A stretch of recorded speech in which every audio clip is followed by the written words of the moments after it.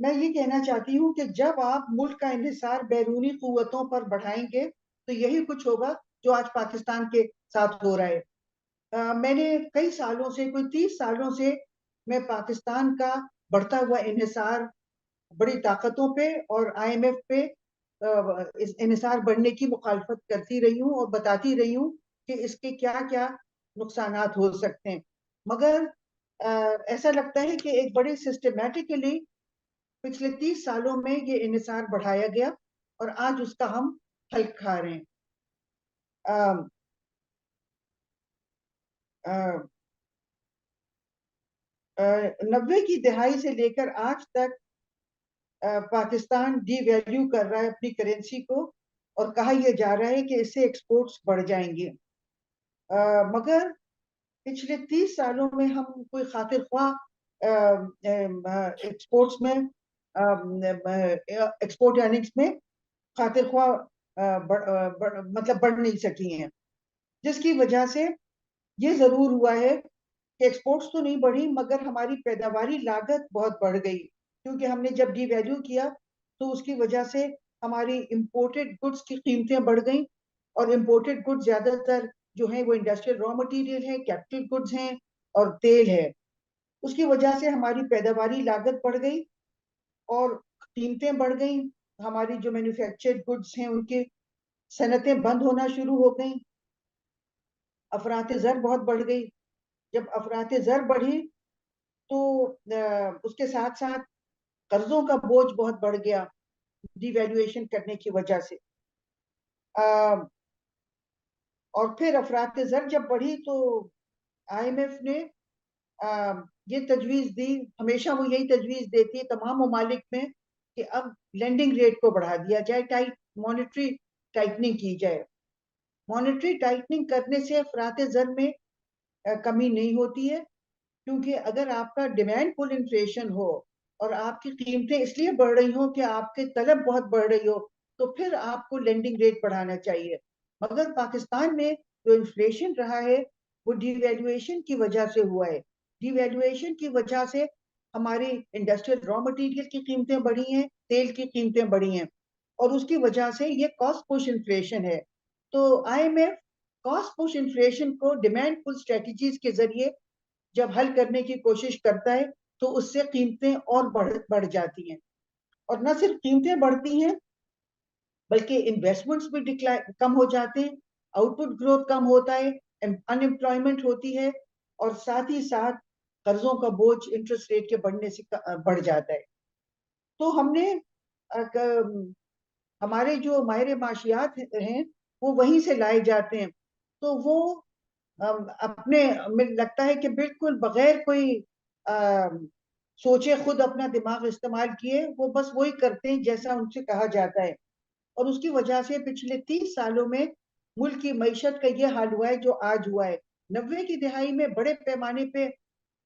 کارخانے بند ہوئے، 5,000 کارخانے بند ہوئے، اور 20 لاکھ لوگ ان امپلائڈ ہوئے، غربت کی شرح بہت بڑھ گئی، اور غربت کی اتنی شرح بڑھ گئی کہ ایشین ڈیولپمنٹ بینک نے کہا کہ پاکستان میں غربت کی شرح مطلب 50% لوگ غربت کی لکیر سے نیچے رہ رہے ہیں، اور اندرون سندھ میں 85% لوگ غربت کی شرح سے نیچے رہ رہے ہیں، یہ 90 کی دہائی کا ہے، مگر آج حالات اس سے بھی بدتر ہیں۔ پھر اس کی وجہ سے بہت زیادہ جرائم بڑھے، لوگوں نے قتل اور کڈنیپنگ فار رینسم اور یہ سب شروع ہو گیا، پھر سیاسی بحران بھی آیا، یہ سب ہم نے برداشت کر لیا 90 کی دہائی میں، مگر آج جو صورتحال ہے وہ کہتے ہیں کہ history repeats it self for nations that do not learn from history, ہم نے کچھ سبق نہیں سیکھا، اور وہی آنکھوں پہ پٹی باندھ کے آئی ایم ایف کے پاس ہم کو لے جایا گیا، اور انہوں نے وہی پالیسیاں پھر ہم پہ لاگو کی جن کا میں ابھی ذکر کر چکی ہوں، اور اس دفعہ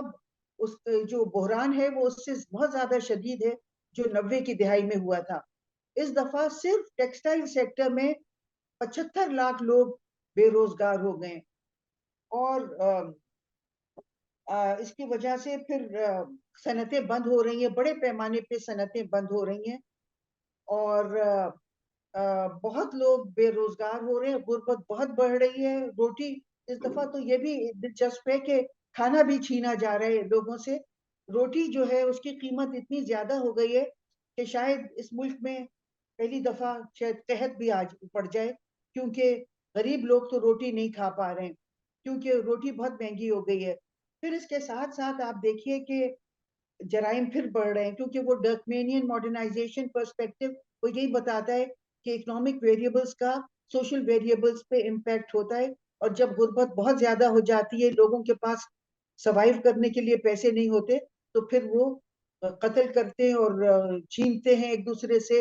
اور سنیچنگز ہوتی ہیں, کار سنیچنگز ہوتی ہیں, وہ سب کچھ پھر دوبارہ بازار گرم ہو گیا ہے اور قیمتیں بہت بڑھ گئی ہیں. اور ایون مڈل کلاس کے لیے سروائیو کرنا, لوگ یہ جو ہے وہ چندہ جمع کر رہے ہیں, چاہتے ہیں کہ ہمیں پیسے دے دو, ہمیں بجلی کا بل ادا کرنا ہے. میرے پاس اتنے لوگ آ رہے ہیں جن کی میں جو کچھ مدد کر سکتی ہوں کرتی ہوں کھانے پینے کے لیے, مگر اب بجلی کے بلوں کے لیے بھی میں کہاں سے جمع کروں پیسے سب کے بجلی کے بل ادا کرنے کے لیے. تو ڈاکٹر صاحب اگر معذرت کے ساتھ اگر آپ سولوشن کی طرف کچھ باتیں کہہ اچھا سکیں. جی, اچھا بس میں یہ کہہ دوں کہ صرف 4.5 سال میں ڈی ویلیویشن اور لینڈنگ ریٹ کے بڑھنے سے قرضوں کا بوجھ $100 بلین سے زیادہ بڑھ گیا. جہاں تک اس کا تعلق ہے, تو میں سمجھتی ہوں کہ سب سے اہم اس کا حل یہ ہے کہ ایک تو جیسا کہ میں نے ایک کتاب لکھی ہے, میں نے اس کا کافی آج کل اس کا وہ ہے, اس کا نام ہے Alternative to the IMF and Other Out of the Box Solutions. اس کتاب میں نے ایک آلٹرنیٹو دیا ہے جو آئی ایم ایف سے بہت زیادہ بہتر ہے, بہتر نہیں ہے صرف بہت اچھا آلٹرنیٹو ہے. اور یہ ایک ملک میں آئی ایم ایف کی اگر آپ دیکھیں ماڈل جو میں نے ذکر کیا کہ کتنی اس سے مسائل پیدا ہوئے ہیں, تو میرا جو آلٹرنیٹو ہے وہ بہت خوشحالی لے کے آ سکتا ہے. اس میں نے پہلا چیپٹر ہی اسی سے شروع کیا ہے. ابھی چونکہ ٹائم نہیں ہے اسے تفصیل سے کرنے کا, مگر اس میں بہت سے میں نے آلٹرنیٹیوز دیے ہیں. اور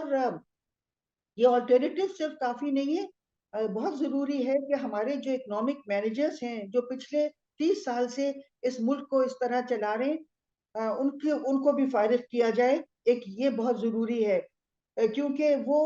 عالمی مالیاتی اداروں کے تنخواہ دار ہیں, ان کی یا تو پینشن ان کو وہاں سے ملتی ہے یا ان کو وہاں سے تنخواہیں ملتی ہیں,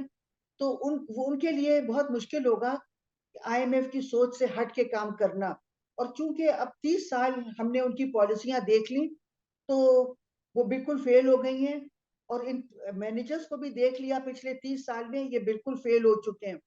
تو اس لیے اب ضرورت ہے نئی پالیسیاں, نئے آلٹرنیٹیوز, اور ان لوگوں کو آپ موقع دیں جن کے پاس اس قسم کے بہتر آلٹرنیٹیوز موجود ہیں. یہ جو اکنامک مینیجرز ہیں یہ ایسی پالیسیاں وضع کرتے ہیں جو پاکستان کے مفادات کے مطابق نہیں ہے. اس میں ایک چیپٹر 3 ہے صفحہ نمبر 25 پہ, اس میں میں نے بتایا ہے کہ ہماری جتنی بھی پالیسیاں ہیں اس میں سب میں نے گن گن کے بتائی ہیں کہ وہ پاکستان کے مفادات کے خلاف ہیں, مگر بڑی طاقتوں کو ضرور مستفید کر رہے ہیں, ان کو اور ان کے لوگوں کو. تو میں تو یہی کہنا چاہوں گی کہ نئے اکنامک مینیجرز ہوں جن کے پاس آلٹرنیٹیوز ہیں, اور وہ اپنے alternatives and out of the box solutions لے کے آئیں. ہندوستان سے تعلقات پہ میں ذرا کہنا چاہوں گی جو ایک اسپیکر نے پہلے کہا تھا, میں سمجھتی ہوں کہ اس کو پاکستان کو اس کا ذمہ دار ٹھہرانا بہت نامناسب ہے, کیونکہ پاکستان تو مسلسل کئی سالوں سے بہت ہی زیادہ ہندوستان کی منت سماجت کر رہا ہے کہ ہم سے بات چیت کر لو. اور انفیکٹ پچھلے جو چیف آف آرمی سٹاف تھے جنرل باجوہ, جب انہوں نے یہ شروع کر دیا کہ مطلب کہ بات چیت سے ہو اور سیکیورٹی مطلب وہ نہیں اکنامک اس کو اہمیت دی جائے, تو اس کو این ہماری کمزوری سمجھا گیا. اس کو یہ سمجھا گیا کہ ہمارا آرمی چیف کہہ رہا ہے کہ میں لڑ نہیں سکتا ہوں, بات چیت کر لو کیونکہ میرے بس کی بات نہیں ہے لڑنا. تو اس لیے میں سمجھتی ہوں کہ پاکستان کو اس سے زیادہ گر کے اور منت سماجت کر کے हिंदुस्तान से वो नहीं करना चाहिए। आपको हिंदुस्तान का भी रवैया देखना होगा कि मोदी का क्या रवैया है, कितना यूनिलैटरली वो इस खित्ते में जंग की वो कर रहा है, किस तरह वो माइनॉरिटीज को पे जुल्म और वो कर रहा है, किस तरह कश्मीरियों को पे जुल्म कर रहा है, और यूनिलैटरली यूनाइटेड नेशंस की करारदादों की को पामाल कर रहा है। तो मैं समझती हूँ कि इस किस्म के मैसेजेस तो यही कन्वे करेंगे कि हम बिल्कुल कमजोर हैं और हम लड़ने की बिल्कुल ताकत नहीं रखते हैं। बहुत शुक्रिया, थैंक यू।